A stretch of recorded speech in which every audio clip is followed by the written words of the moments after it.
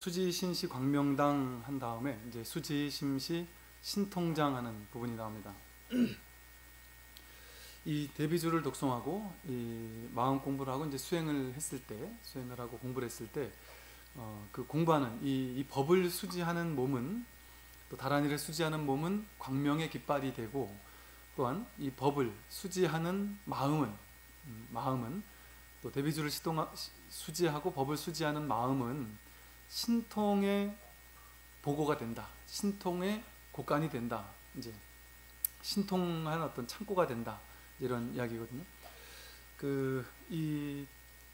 이제 이 대비주를 수지한다는 것 자체가 불교의 모든 방편은 대비주 독송뿐 아니라 연불, 다란이 독송, 관세음보살, 아미타불, 모든 공부 방법, 모든 수행 방법, 모든 수행의 재료는 전부 다 같은 하나의 법을 드러내기 위한 방편입니다. 그러니까 하나의 법을 드러내기 위해서 다른 얘기를 하고 있는 것 뿐이거든요. 그래서 불교 가르침은 사실은 이 세상에서 가장 심플하고 가장 단순한 공부입니다. 그래서 너무 그냥 간단한 것밖에 없어요. 그냥 하나밖에 없습니다. 하나밖에. 하나의 마음, 하나의 법, 하나의 진리, 온 우주법계 전체가 둘로 셋으로 쪼개지지 않는다는 그 하나밖에 없고, 불교의 모든 교리는 그 하나를 드러내기 위한 겁니다. 그 하나를 법화경에서는 일불승이라고 해서 오로지 하나의 부처라고 하고, 또 불성이라고도 하고, 자성불이라고도 하고, 열애장이라고도 하고, 대야라고도 하고, 진화 참나라고도 하고, 또 여의주라고도 하고, 반야라고도 하고, 또 지혜라고도 하고. 근데 그것의 특성은 우리 눈으로 보거나 맛보거나 만지거나 이럴 수 있는 게 아니다 보니까 본래 무일물이다, 본래 한 법도 없다, 그리고 공하다, 텅 비어있다, 실체가 없다, 비실체성이다, 이런 식으로 쓰죠. 그러니까 하나가 있는데 그 하나는 뭐라고 이렇게 딱 내세울 뭔가가 없다라는 것이죠. 그 하나의 법, 하나의 진리, 그것만을 그냥 고구정령하게 처음부터 끝까지 지속적으로 얘기하는 게 불법입니다. 그래서 불교의 모든 수행법은 다른 얘기를 하는 게 아니에요. 그러니까 저도 이제 옛날에는 불교 경전을 강의를 할 때 보면 불교 경전들을 하나하나 다 공부를 하고 하나하나 공부하면서 그 경전의 내용을 다 따졌어요. 여기 수지심시 신통장하면 이것은 수지는 대비주를 수지하는 거다. 대비주는 어떠한 것이고, 대비주는 어떤 공덕이 있고, 대비주는 어떠고 저쩌고. 관세음보살 연불 얘기를 할 때는 관세음보살 연불은 어떠한 특성이 있고, 그걸 연불하면 어떻게 되고, 또 아미타 경전할 때는 아미타불을 연불하면은 뭐가 더 좋고 나쁘고 막 이렇게 이제 분별해서 얘기했다는 것이죠. 그런데 아미타불과 석가모니불과 관세음보살과 대비주와 나와 여러분이 바람 한 자락과 구름 하나가 똑같은 겁니다. 똑같은 거. 서로 다른 것을 얘기하지를 않습니다. 그래서 불교 교리를 가만히 공부해보면 정말 그렇네? 되게 좀 되게 좀 하나로 해통이 다 돼버리니까 되게 쉬워져요. 경전 공부하기가 이제 되게 쉬워집니다. 왜냐하면 전부 다 하나를 드러내기 위해서 이렇게도 얘기하고 저렇게도 얘기하고 다양한 방법으로 얘기하니까. 마하반야 바라밀다신경, 이 하나는 이 불성이라는 하나는 무한하게 크잖아요. 그러니까 마하라고도 한 겁니다. 반야, 이것을 깨달으면 어두운 분별심을 무명이라고 하는데, 어두운 분별이 없어져야지만 이것이 확 밝아지는 거거든요. 그러니까 반야라고도 했고, 바람일다라는 건 중생들이 하도 여기는 중생이 있다고 착각을 하니까, 그러면 이 하나의 자리를 부처의 자리라고 상징해 보자 그러면, 그럼 중생의 자리가 차안이고 그 하나의 자리를 피안이라고 그냥 방편으로 얘기해 보자. 그럼 우리는 어쨌든 차안에서 피안으로 건너가야 될 거 아니냐. 그 건너가는 걸 바람일다라고 한 거거든요. 심은 마음이죠, 마음. 이것처럼 반야심경 그 제목만 봐도 전부 다 이 한 자리를 드러내는 거거든요. 화엄경, 이 자리는 하나인데도 불구하고 여러분 여러분대로, 하늘은 하늘대로, 구름은 구름대로, 저는 저대로, 모든 존재들, 이 꽃들이 이렇게 다양한 꽃이 만발하게 피어난 것처럼 사람들은 저마다 자신의 인생을 꽃피우면서 살고 있잖아요. 자신의 인생을 꽃피우고 살고 있지만 그 모든 존재 하나하나가 전부 다 거대한 대장엄의 화엄의 꽃이라는 소리입니다. 꽃, 화엄의 꽃이라는 얘기거든요. 전부 다 이 만발한 화엄의 꽃이다. 불교 교리도 전부 다 이 자리를 드러내고 있거든요. 이 자리는 실체가 아니라 실체가 아니면 이렇게 이게 있는데 이게 왜 실체가 아닙니까? 이 몸뚱아리가 있는데 왜 실체가 아닙니까? 하니까 그거는 그냥 인연 따라 생겼다, 인연 따라 사라지는 것 뿐이지 실체가 아닙니다 라고 얘기하기 위해서 인연법을 설하고 연기법을 설한 거거든요. 인연 따라 만들어진 건 실체가 아니라는 얘기거든요. 그래서 연기법 이꼬르 비실체성이라는 소리예요. 그래서 이 하나의 자리는 실체적인 것이 아니라 그냥 이 세상에 만물이 드러난 것은 그저 인연 따라 연기법으로 드러난 것일 뿐이지 그 연기법으로서 만들어진 모든 것은 비실체성이다. 실체가 없다. 그 얘기를 하기 위해서 연기법을 설했죠. 무아, 나라는 게 없다. 나라는 게 실체가 아니라 오로지 하나의 부처밖에 없으니까 내 안에는 부처가 나지 이 겉껍데기가 내가 아니니까. 경전에 보면 또 오온 12처 18개가 나와요. 오온 색수상행식, 우리는 이 색수상행식이 나라고 생각하면서 이게 진짜 나라고 생각하는데 이게 진짜 내가 아니라는 소리를 하기 위해서 오온을 얘기한 겁니다. 오온 개공, 오온 무아. 오온은 실체가 아니다.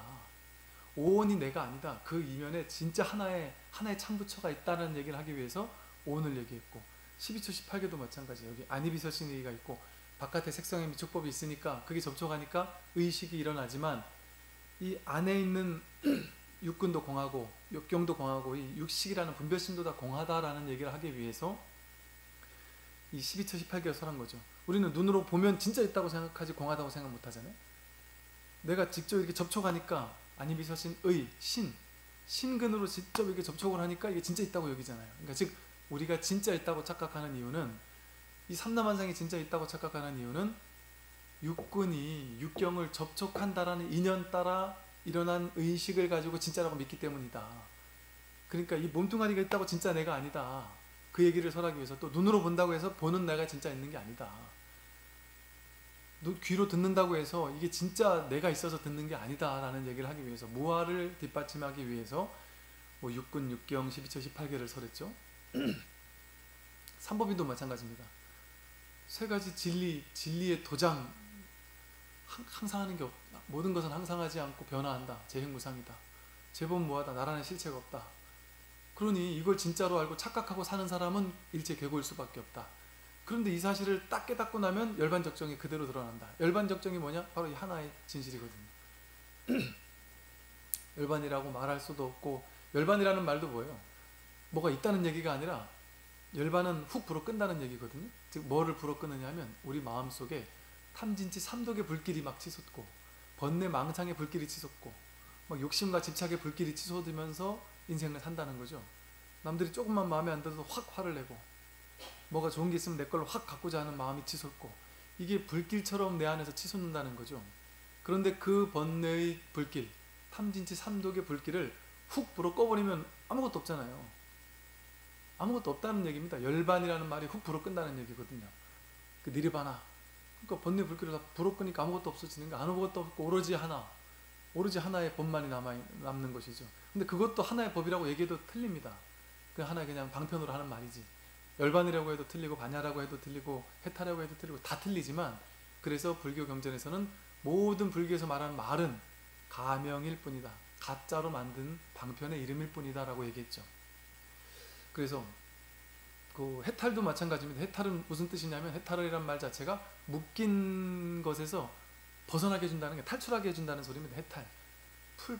푼다는 거거든요. 그래서 묶인 것을 풀게 해준다. 어디에 묶여 있습니까? 우리는 번뇌망상에 묶여 있고 분별심에 묶여 있고 내 스스로 생각을 일으켜서 나는 괴로워하고 묶고 있잖아요. 나는 이만큼은 나는 벌어야 돼 하니까 그걸 못 보니까 괴롭잖아요. 내가 만든 기준이거든요. 내 자식은 이 정도 대학은 가야 돼 하고 스스로 묶고 있으니까 거기 못 가면 스스로 괴롭잖아요. 나는 이 정도 돈은 벌어야 돼 했는데 그걸 못 보니까 괴로워요. 이 전부 다 묶은 게 내 스스로 나를 묶은 거거든요. 그러니까 내 스스로 묶은 걸 풀어버려라. 그게 해탈이거든요. 해탈. 그러니까 불교에서 말하는 모든, 그래서 뭐 염불을 한다. 염이라는 거는 우리의 분별심이에요. 불은 부처님의 마음. 염불은 내 마음이 부처님의 마음과 하나가 되라는 소리거든요. 그 염불을 하면서 부처님의 명호를 염함으로써 이 중생의, 이 나라는 존재 중생을 내가 마음에 담지 않고 부처님 오로지 하나의 부처만을 마음에 담고 입으로는 부처를 말하고 뜻으로는 부처를 마음에 두고 부처를 마음속에 발심하겠다. 그런 마음으로 연부를 하는 거거든요. 그러니까 내 안에 있는 하나의 부처를 연부를 하는 거예요. 그러니까 아미타부를 연부를 하나, 석가모니부를 연부를 하나, 관세음보살을 연부를 하나, 지장보살을 연부를 하나, 다 똑같은 얘기입니다. 다 하나의 부처를 얘기하는 거예요. 그러니까 이제 낮은 수준의 불교를 공부하는 사람은 관세음보살님은 부처님보다 낮은 격이고, 부처님은 또 높은 격이고, 또 뭐 지장도량에 가서는 지장보살을 해야 되고, 뭐 아미타도량 가서는 아미타불 연부를 해야 되고, 뭐 이수행법보다는 이수행법이 더 좋고, 이수행법은 나한테 안 맞고 이수행법은 나한테 맞고, 연불보다는 독경이 낫고, 뭐 독경보다는 뭐 다란이가 낫다든지, 뭐 당신한테는 대비주보다는 광명진원이 낫다든지, 뭐 이절에서는 광명진원 하니까 더 훌륭하다든지, 저절은 수준이 낮아가지고 아직도 저 온만이 반면을 하고 있다든지, 뭐 온갖 다양한 분별심들, 수행법에 대한 분별심들 전부 다 분별망상이죠. 100% 분별망상입니다. 온만이 반매옴이 관세음보살이고, 관세음보살이 대비주고, 대비주가 연불이고, 모든 게 똑같은 하나를 드러내고 있는 거예요. 그래서 제가 지금 이렇게 수지심시 신통장하면 선수경에서 얘기하는 방편은 뭐를 수지하라는 얘기냐? 대비주를 수지하라는 얘기죠. 당연히 선수경의 방편은, 선수경에서는 대비주를 통해서 법을 드러내고자 하는 거니까. 그러나 대비주가 가리키고 있는 것은, 대비주는 달을 가리키는 손가락일 뿐입니다. 대비주가 드러내고자 하는 것은 달을 드러내고자 하는 거거든요. 그래서 저는 모든 경전을 가르칠 때 전부 다 그 달 자체를 얘기하고 있죠. 남들이 봤을 때는 이게 학문적으로 접근하는 사람은 선사스님들의 법문을 이해를 못해요. 큰 스님들의 법문을 다 비판을 하거든요. 저 큰 스님들은 학문적으로 공부를 안 했다 보니까 이거를 어떻게 저렇게 해석을 할 수가 있지? 저건 저런 뜻이 아니야. 이렇게 생각을 하는 일이 되게 많습니다. 학문을 하는 분들은요, 문자를 탐구하잖아요. 근데 선을 하는 사람들은 문자 이면에 당처를 보잖아요. 당처를. 손가락, 학문하는 사람은 이 손가락, 문자바냐, 문자를 캐는 사람이고, 공부를 하는, 마음 공부를 하는 사람은 문자가 가르치고자 하는 당처, 이렇게 가리키면 이 손가락을 보면 안 되고 저 달을 보고 있거든요. 그러니까 경전 문구를 보면서 전부 다 달만 보이는 거죠. 그러니까 경전이 그렇게 막 두껍고 많은 얘기가 있어도 전부 다 하나의 달만 얘기하고 있거든요. 하나의 달만 가리키고 있거든요. 그러니까 선사스님에게 경전은 어려운 게 아니에요. 아주 단순하고 아주 간단한 겁니다. 공부할 필요가 없어요. 법문을 할 때. 다 같은 얘기를 하고 있으니까. 그래서 실제 선사스님들은 보면은 옛날 경전이나 어록을 막 이렇게 강의하다가 중간에 모르는 용어 나올 수도 있어요. 그럼 스님들이 이게 뭔 얘기인지 모르겠다고 그렇게 얘기를 그냥 하시고, 왜냐하면 2500년, 2000년 전, 1000년 전에 그 당시 문화에서 나온 다양한 언어들, 그걸 어떻게 지금 알 수 있겠습니까? 그것도 다 알아야 선사스님이라고 생각하면 이거는 아주 착각이죠. 그건 마치 뭐가 같냐면, 선사스님이 서울대 무슨 자연과학 교수님보다 자연과학을 더 잘 알아야 된다고 생각하는 것과 똑같아요. 부처님이라고 스마트폰이 만들어진 원리를 그 과학자들보다 더 잘 알아야 된다고 생각하면 안 되잖아요. 그거가 똑같다는 것이죠. 그래서 선사스님들은 경전을 해석할 때 그냥 이 하나의 관점에서 해석합니다. 모든 거 하나밖에 없으니까 하나의 관점에서 해석하는 거죠. 그런데 문자를 캐는 학자들은 그걸 다 문자로 풀어버려요. 그러니까 문자를 공부하는 학자들 입장에서는 선사스님들이 앞뒤가 안 맞고 논리가 안 맞고 말 뜻도 모르고 법문을 제대로 못한다고 착각을 하는 거예요. 저도 옛날에 그러고 손가락질 했거든요. 근데 그게 아니었단 말이죠. 실제 이제 내년부터 이제 제가 육조단경 강의를 한다 그랬는데, 육조단경을 보면요, 육조단경을 쓰신 육조 해능 스님을 보면, 해능 스님은 행자였지만 그 자신의 본 성품을 보고 확인하고 견성 성불해서 이제 자기 마음을 확인했단 말이죠. 마음을 확인하고 보니까 모든 게 하나로 회통하는 것이죠. 그래서 육조단경이 위대하다고 하는 점이 뭐냐면, 육조단경을 읽어보면요, 과학자들이 보기에는 기존에 이제 육조 스님이 계시기 그 전까지도 교학불교가 있었고 선불교가 있었습니다. 교학불교에서는 모든 걸 다 교학으로 연구하는 불교였어요. 그래서 대부분의 스님들은 교학으로 연구해가지고 그 연구를 많이 한 것을 공부로 삼았습니다. 그래서 경전을 연구하고 교학을 연구하는 걸 공부로 삼았어요. 그러니까 그 교학에서는 경전을 해설하니까 예를 들어 뭐 정해다, 지관이다, 뭐 좌선이다 이러면 그거는 무엇이다 이렇게 학문적으로, 초기 불교 경전에서는 정해를 뭐라고 얘기하고 있고 선불교에서는 정해를 뭐라고 얘기하고 있고 어떤 경전에서는 정은 뭐라고 얘기하고 해는 뭐라고 얘기하고 있고 이렇게 낱낱이 정은 이런 뜻이고 해는 이런 뜻이야 이런 식으로 해석을 했거든요. 그런데 육조 해능 스님의 육조 단경을 그냥 일반 스님이 쓴 책인데 유일하게 경이라고 붙였어요. 그 이유는 뭐냐면 육조 스님은 그렇게 문자에 치우쳐서 해석하지 않고 그 하나의 자리에서 모든 걸 하나로만 그냥 얘기를 하고 계시거든요. 정과 해가 다 다르다고 생각했어요. 정을 닫고 그 다음에 해가 나온다 이렇게 생각했어요. 지, 삼매를 닫고 나면 그 다음에 지해가 증득된다고 생각했거든요. 근데 육조 스님은 그렇게 얘기하지 않아요. 지와 관, 정과 해가 둘이 아니다. 다른 것이 아니다. 같은 이야기다. 삼매를 증득하고 나면 저절로 자기 성품을 확인하고 나면 그냥 삶 자체가 하나하나가 다 그대로 지가 되고 그대로 관이 된다. 그대로 다 삼매가 된다. 그대로 다 고요함이 되고 삼매가 되고 그것이 다 그대로 지혜가 된다. 깨닫고 나면 삼라만상엔 모든 백천삼매 도는 수라고 했듯이 백천가지 삼매가 일시에 증득돼 버린다. 그 삼매가 백천가지가 아니라 하나니까. 그런데 교학하는 사람은 무슨 삼매는 다 다르다고 생각해서 삼매 등급이 다 다르게 있어서 이 삼매는 저 삼매보다 못한 삼매고 이 수행을 하면 이 삼매를 증득하고 저 수행을 하면 저 삼매를 증득한다고 생각하면서 공부를 해요. 그러니까 공부할 게 너무너무 많습니다. 그러니까 불자들은 두 손 두 발 다 들어야 돼요. 교수님들이 평생 연구했는데도 깨닫지 못하는데 내가 그거를 난 요거밖에 모르는데 따라갈 수 있겠습니까? 절대 못 따라가요. 근데 다행히도 그렇게 할 필요가 없다는 것이죠. 아함경, 화엄경, 법화경, 열반경 모든 경전 다 파악하고 다 공부해야지만 깨닫는 게 아니라는 거죠. 오로지 하나니까.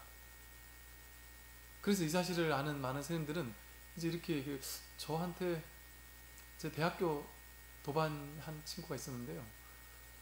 그 친구는 대학교 다닐 때도 관세음보살이라고 막 사람들이 얘기할 정도로 그냥 학생이 어떻게 저럴 수가 있나 싶을 정도로 너무 수행 공부 마음 공부 오로지 수행밖에 모르고 진짜 스님보다 더 스님 같은 친구였어요.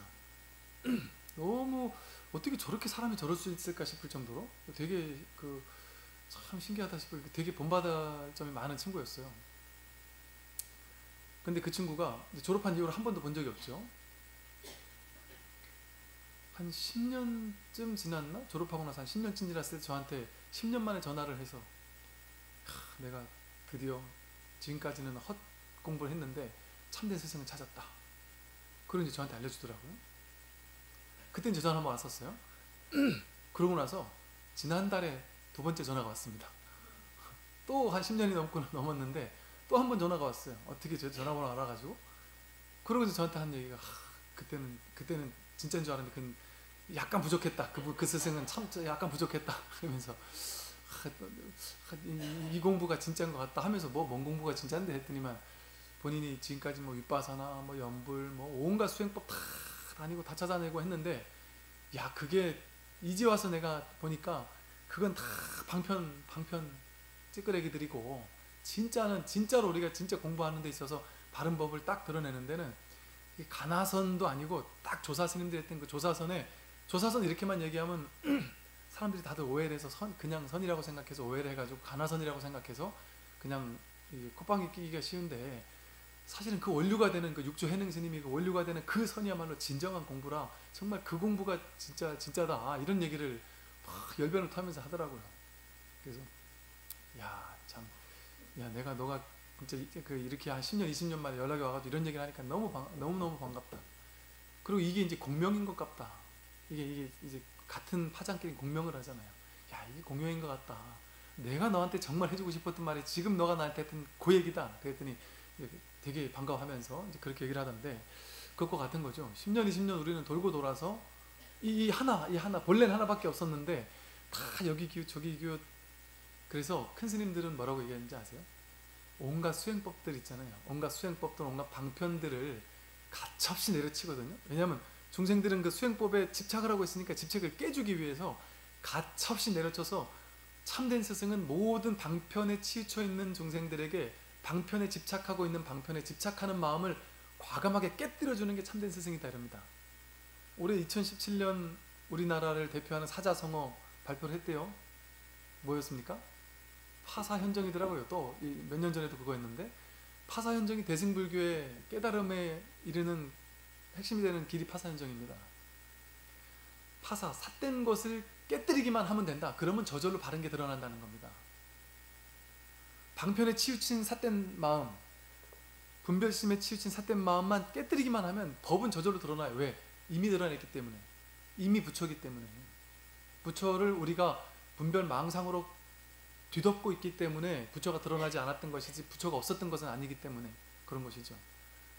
그래서 이 파사 현장이라는 말 자체가 삿된 걸 깨기만 하면 된다는 거거든요. 그래서 큰 스님들이 방편에 치우치는 사람에게 그 방편을 깨주기 위해서 좀 심한 말까지 서슴지 않고 하십니다. 큰 스님들은.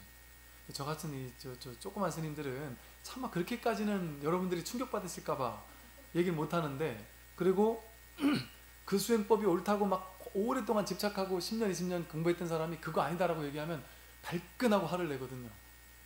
그래서 저는 그 발끈하고 화내는 게 감당이 안 돼서 이렇게까지는 얘기를 못하는데, 제가 책을 읽다 보니까 큰 스님들이요 어떻게까지 얘기했냐면, 방편에 치우쳐서 그것만이 옳다고 생각하는 사람들한테 뭔 표현을 썼는가 봤더니요, 남이 씹다 뱉어놓은 우물을 지가 다시 집어먹는 것과 똑같다. 그런데 그것도 점잖은 거고, 그거보다 더 심하게 했던 스님은요, 남이 싸질러 놓은 똥을 입에 집어먹는 것과 똑같다, 이런 식의 표현까지 듣는 거예요. 왜 남이 쌓아놓은 똥이라고 하고 남이 씹다 뱉은 거라고 하느냐 하면, 부처님은 본바탕 본래의 부처 하나만을 설했단 말이죠. 근데 중생들이 집착했으니까 그 집착을 깨주기 위해서 이건 아니야 라고 얘기를 하다 보니까 그걸 교리화시켜서 그게 진리인 줄 알고 사람은 그걸 쥐고 있다는 거죠. 근데 이제 인류 역사가 이어오면서 수많은 스님들이 법을 모르니까 방편만 계속 이경전 저경전 이 얘기 저 얘기 막 조합해가지고 자기만의 수행법, 자기만의 공부 방법 이런 걸 만들어냈단 말이죠. 오물 딱지를 모아가지고 새로운 오물을 만들었다는 거죠.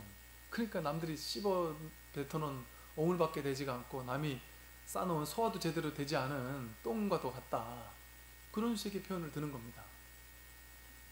그러면서 가차없이 그냥 그렇게 하는 수행자들을 가차없이 그냥 내리치거든요. 그건 너는 제대로 지금 공부하는 게 아니다라고.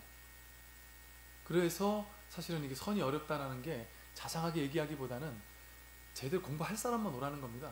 그건 아니다라고 과차없이 내려쳤을 때 그 기분 나쁜 그냥 가는 겁니다. 그래서 절에서는 가는 사람 막지 않고 오는 사람 잡지 않는 게, 가면은 아직 넌 근기가 안 되면 이 얘기 소화를 못 한다는 거예요. 근기가 안 되면 소화를 못 합니다. 그럼 그 사람은 그 수정을 떠나가는 겁니다. 그러다가 돌고 돌다가 선사 스님들 그런 거 많거든요.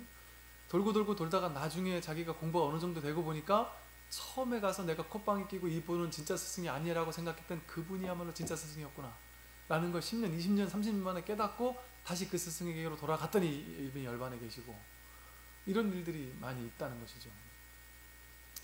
그래서 오로지 하나를 가르친다. 그래서 여기서 말하는 것도 수지, 심시, 신통장, 이 법을 수지하는 것, 이 마음, 이 공부 하나, 이 법 하나를 수지하는 것, 그렇게 수지하는 마음은 곧 신통의 곳간이다.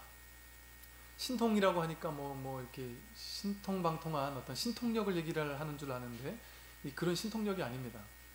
여러분 아주 중요하게 아셔야 되는 것이, 그 불교의 정법의 신통력이 있고요, 그 외도의 신통력이 있습니다. 경전에 이런 얘기가 엄청 많이 나와요.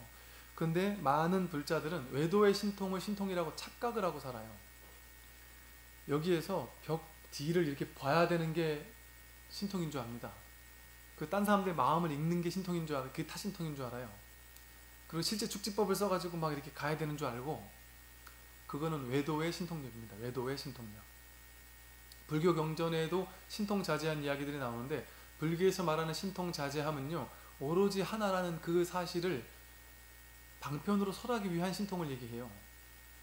그렇게 뭐 남의 마음을 읽고 뭐 전생을 보니 뭐 이런 정말 저급한 외도의 신통을 얘기하지 않습니다. 그거는 정말 저급한 외도의 신통입니다. 그런 사람들은 저 계룡산에 가면은 여럿 있죠. 계룡산에 가면 실제 뭐를 본다 남들의 뭐 사주를 보는 것 같고 남들의 뭘 아는 것 같고 하고 아는 척하는 거, 이건 시기거든요. 진짜 법이 아닙니다. 외도의 신통입니다.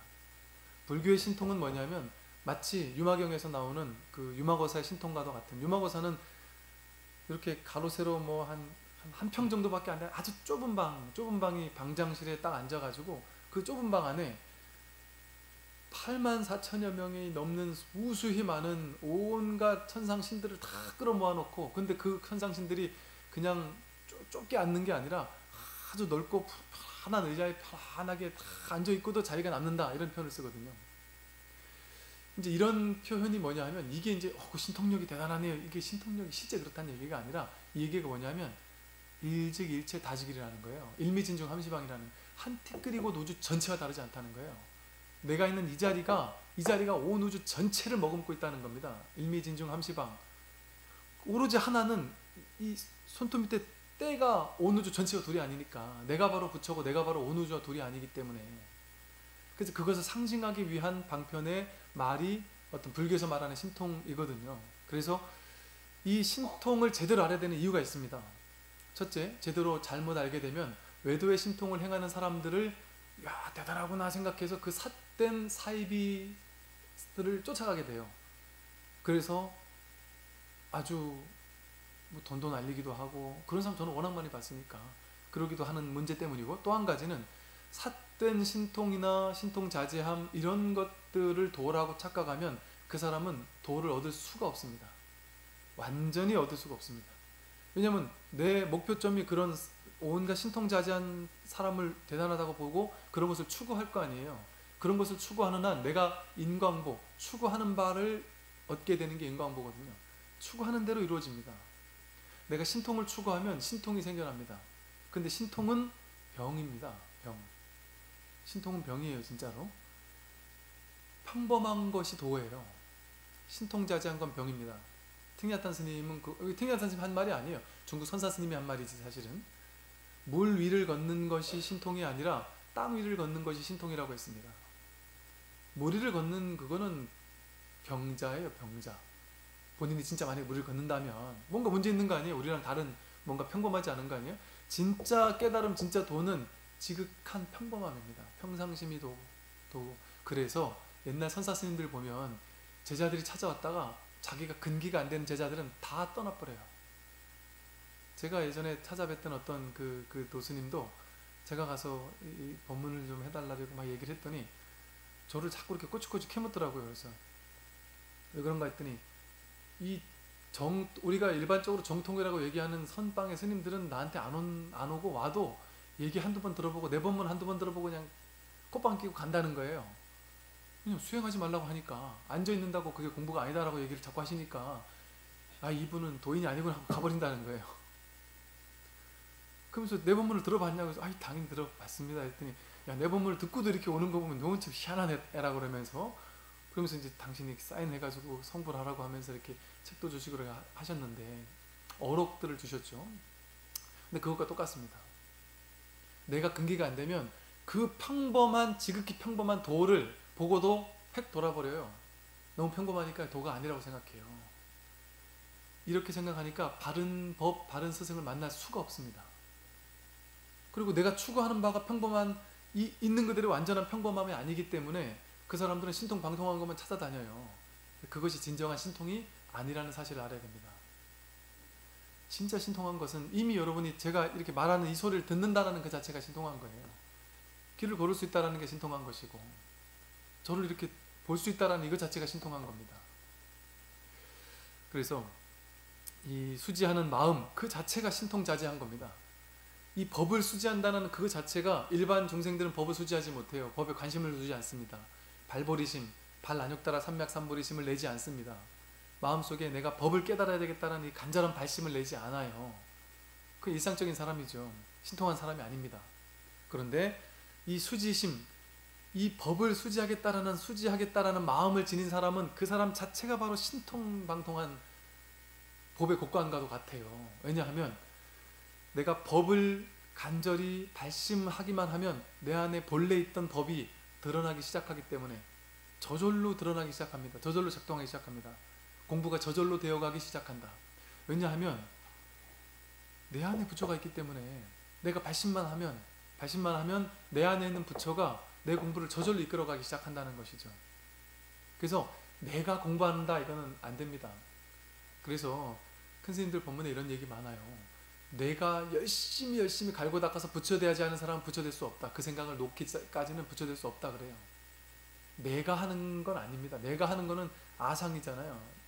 그게 그렇게 해서 부처가 될 것 같으면 진짜로 태능 선수촌 있는 사람이 제일 빨리 부처가 되거나 서울대나 카이스트 나온 사람이 제일 빨리 부처가 됩니다. 열심히 노력하는 몸 잘 써서 노력 잘하는 사람이나 머리 잘 써서 노력 잘하는 사람이 더 빨리 부처가 되잖아요. 근데 불교는 그것과 전혀 상관없습니다. 완전히 상관없죠. 오히려 그것과 거꾸로 가죠. 그 유의, 애쓰는 마음을 완전히 내려놓을 줄 알아야지 되거든요. 그래서 그냥 맡겨라 하는 얘기도 그거예요. 내 안에 부처님께 모든 걸 탁 맡겨라 하는 것이, 나는 간절한 발심을 하되 이 법이 드러나게 하는 것은 내가 하는 게 아니라 부처가 하는 거기, 내 안에 있는 부처가 스스로 하는 거기 때문에 내가 하는 게 아닙니다. 그러니까 우리는 공부를 간절히 하긴 간절히 하지만 욕심을 부릴 수는 없어요. 이게 아이러니하죠. 간절한 마음은 낼 수 있는데 그렇다고 내 욕심 부려서 뭐 막 억지로 갈고 닦을 수가 없는 거예요. 그러니까 이러지도 못하고 저러지도 못하는 꽉 막힌 상황, 그런 상황으로 몰아붙여야 되는 겁니다. 그게 공부라면 공부예요.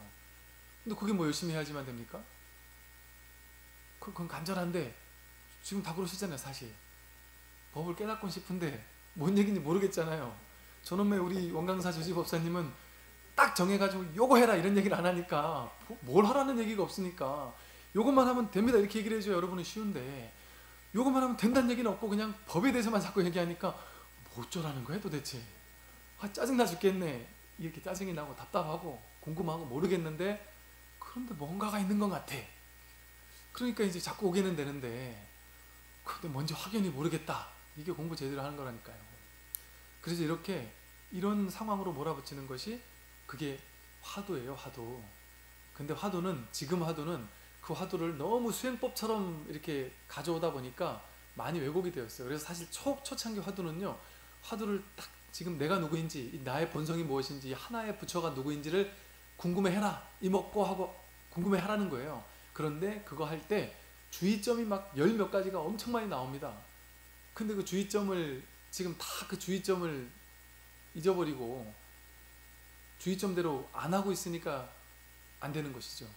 근데 그 주의점을 잘 해서 설하는 것 자체가 바로 그 전에 있던 조사선을 방법화 시켜놓은 게, 구조화 시켜놓은 게 가나선이거든요. 그래서 초기에는 가나선이 괜찮았죠. 초기 가나선은 아주 훌륭했죠. 근데 나중에 가나선이 연불선을 만나면서 유의적으로 막 애써야 되는 걸로 막 바뀌어가면서 가나선을 통해 깨달은 자들이 없잖아요. 그래서 이제 그렇다. 그래서 여러분들이 이 법을 수지하고자 하는 마음만 있으면 그것이 바로 여러분들이 바로 신통자제한, 이 신통이라는 것은 뭐예요? 법을 얘기하는 겁니다. 법. 중생에게는, 중생의 입장에서 봤을 때는 법은 이미 드러나 있다라는데 내가 보이지 않으니까 이게 신통한 거 아니겠어요? 그래서 내 안에 있는 법을 신령스럽다, 뭐 신통하다 이런 표현을 쓰는 것이죠. 그래서 이 법의 곡간이라는 겁니다. 신통의 곡간이다. 이거 다 같은 얘기입니다. 그냥 이 하나밖에 없다는 소리예요. 네, 오늘 여기까지 말씀드리겠습니다.